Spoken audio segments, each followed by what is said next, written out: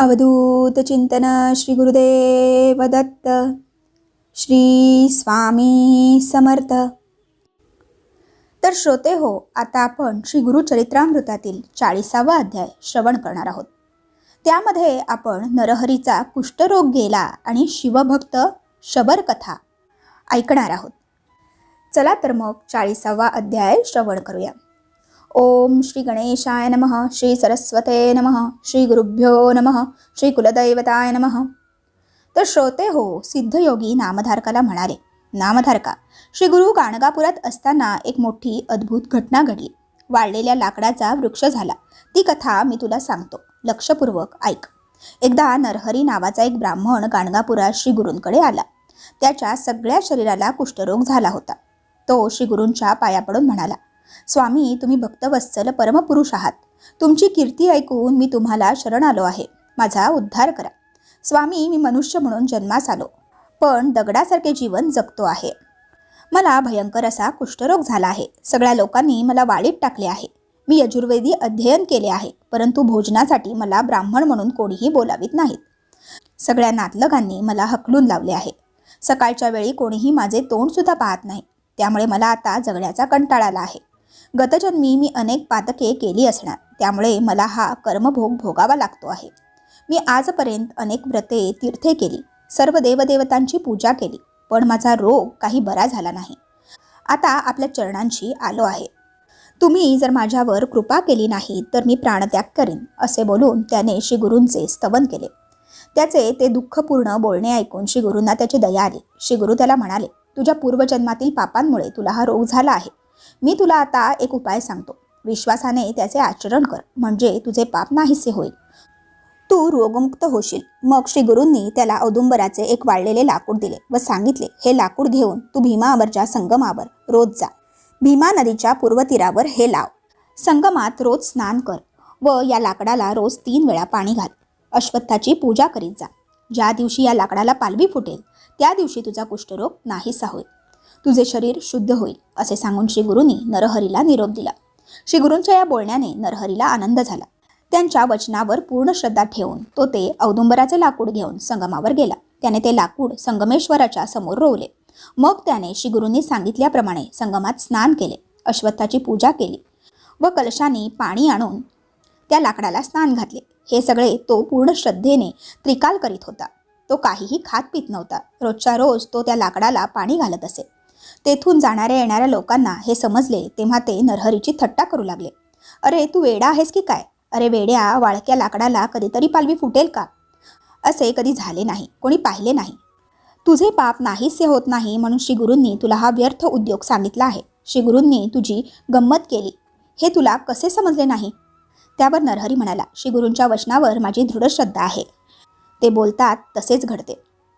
त्यामुळे या लाकडाला पालवी फुटेपर्यंत मी ही सेवा करीत राहणार आहे. असे 7 दिवस लोटले. श्री गुरूंच्या शिष्यांनी त्यांना नरहरीची हकीकत सांगितली. लोक नरहरीला काय म्हणाले, नरहरीने त्यांना काय उत्तर दिले, हे सर्व त्यांनी श्री गुरूंना सांगितले. तेव्हा श्री गुरु म्हणाले, अरे, जसा भाव तसे फळ. भक्तीने, श्रद्धेने निर्धारपूर्वक केलेले कार्य कधीच फुकट जात नाही. श्रद्धेत प्रचंड सामर्थ्य आहे. श्रद्धेच्या बळावर अलौकिक कार्य घडू शकते. याविषयी मी तुम्हाला एक प्राचीन कथा सांगतो.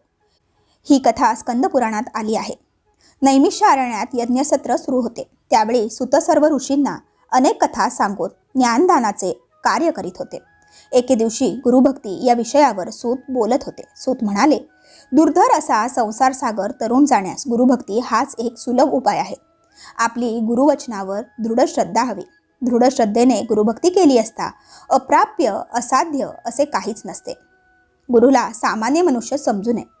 गुरु साक्षात परब्रह्म परमेश्वर असतात, म्हणून त्याच्या उपदेशाप्रमाणे वागावे. जे आपल्या गुरुची सेवा करतात त्यांच्यावर शंकर प्रसन्न होतात, कारण गुरु हे शिवस्वरूप असतात. मंत्र, तीर्थ, द्विज, देव, ज्योतिषी, औषध व गुरु यांच्यावर ज्यांची जशी श्रद्धा तसे फळ त्याला मिळते. याची साक्ष पटविण्यासाठी मी तुम्हाला एक प्राचीन कथा सांगतो. ती श्रवण करा, म्हणजे अश्रद्धा दूर होईल. पूर्वी पांचाल देशात सिंहकेतू नावाचा एक राजा होता. त्याच्या पुत्राचे नाव धनंजय. आपल्या एका शबर म्हणजेच भिल्ल सेवकाला बरोबर घेऊन वनात शिकारीला गेला. श्वापदांच्या मागे धावताना तो खूप दमला, म्हणून तो विश्रांतीसाठी थांबला. त्याला खूप तहान लागली होती. त्याने त्या शबर सेवकाला पाणी आणण्यासाठी पाठविले. तो शबर पाणी शोधण्यासाठी वनात फिरत असता त्याला एक जीर्ण मोडके तोडके मंदिर दिसले. तो त्या मंदिराजवळ गेला. त्या मंदिराच्या चबुतऱ्यावर त्याला एक शिवलिंग दिसले. ते शिवलिंग अत्यंत साधे व सूक्ष्म होते. ते शिवलिंग म्हणजे परमभाग्य असे त्या शबराला वाटले. पूर्वकर्माने प्रेरित झालेल्या त्या शबराने ते शिवलिंग उचलले व राजपुत्राला दाखविले. युवराज, हे पहा, शिवलिंग किती सुंदर आहे, मला येथेच मिळाले असे तो शबर म्हणाला असता राजपुत्र हसून म्हणाला, अरे, हे भग्न झाले शिवलिंग घेऊन तू काय करणार आहेस? त्यावर शबर म्हणाला, मी याची आदरपूर्वक पूजा करेन. आपण मला पूजाविधी सांगा. मला मंत्रतंत्र काही येत नाही, तरी सुद्धा मी याची भक्तिभावाने पूजा केली तर भगवान शंकर प्रसन्न होतील. शबराचा तो भोळा भाव पाहून राजपुत्राला हसू आले. मग तो म्हणाला, ठीक आहे, शुद्ध आसनावर या शिवलिंगाची स्थापना कर व संकल्पपूर्वक शुद्ध जलाने अभिषेक कर. गंधा, अक्षदा, वनपत्रे, फुले, धूप, दीप इत्यादींनी पूजा कर. रोज स्मशानातून चिताभस्म आणून या शिवलिंगाला लेपन कर.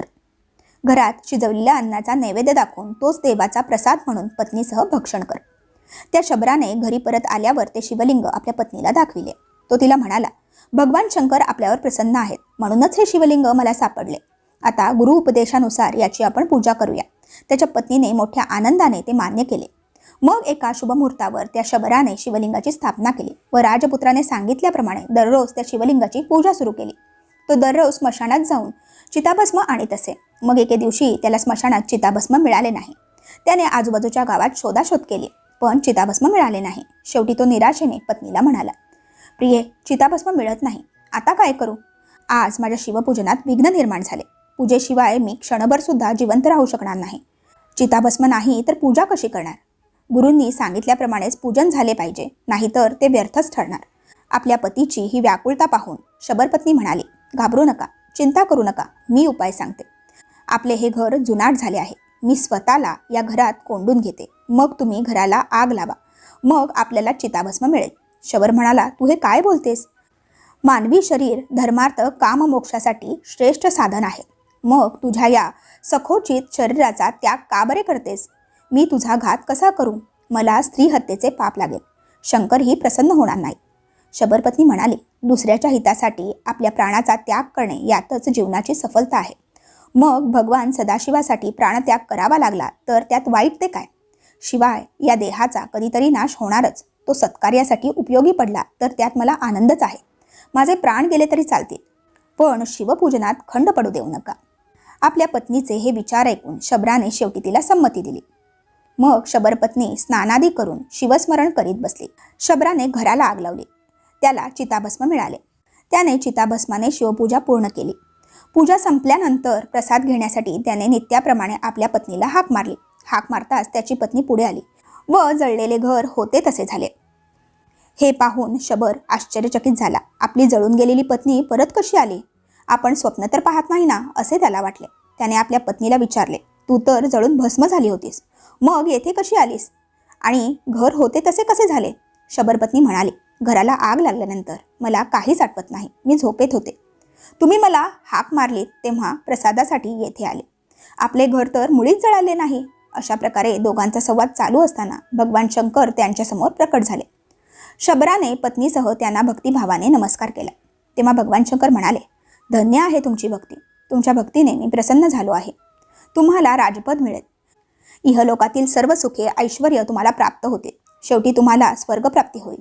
ही कथा सांगून श्री गुरु म्हणाले, सर्व पुण्यकर्मात श्रद्धा पाहिजे. शबराला केवळ श्रद्धेमुळेच उत्तम गती प्राप्त झाली, म्हणून श्रद्धा महत्त्वाची.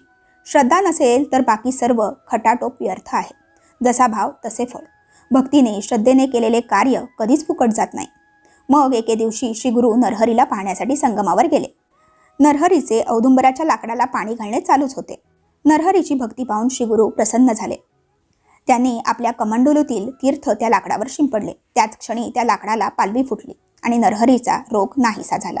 त्याचे शरीर तेजस्वी झाले. त्याला अतिशय आनंद झाला. त्याने श्री गुरूंना साष्टांग नमस्कार घातला. तो त्यांची इंदुकोटी तेज इत्यादी श्लोकांनी स्तुती करू लागला. श्री गुरूंनी नरहरीला आपल्या मठात नेले. त्याचा कुष्ठरोग नाहीसा झाला म्हणून मोठे अन्नदान केले. नरहरीला श्री गुरूंनी आशीर्वाद दिला. तुला कन्या, पुत्र, धन, गोधन सर्व काही लाभेल. तुझी वंशवृद्धी होईल. आजपासून तू योगेश्वर म्हणून ओळखला जाशील. आमच्या सर्व शिष्यात तू थोर ठरशील. आता तू कसलीही चिंता करू नकोस. आता तू तुझ्या बायका मुलांना घेऊन ये. सर्वजण आमच्या इथेच राहा. तुला 3 पुत्र होतील. त्यातील एक योगी नावाने प्रसिद्ध होईल. तोही आमची सेवा करेल. असा आशीर्वाद देऊन श्री गुरूंनी नरहरीला, योगेश्वराला विद्या सरस्वती मंत्र दिला. श्री गुरूंच्या आदेशानुसार नरहरी आपल्या बायका मुलांसह गाणगापुरात श्री गुरूंच्या सेवेत आनंदाने राहू लागला. अशा रीतीने श्री गुरुचरित्रामृतातील नरहरीचा कुष्ठरोग गेला शिवभक्त शबरकथा नावाचा अध्याय 40 येथेच समाप्त होतो. बोला अवधूत चिंतन श्री गुरुदेव दत्त. श्री स्वामी समर्थ.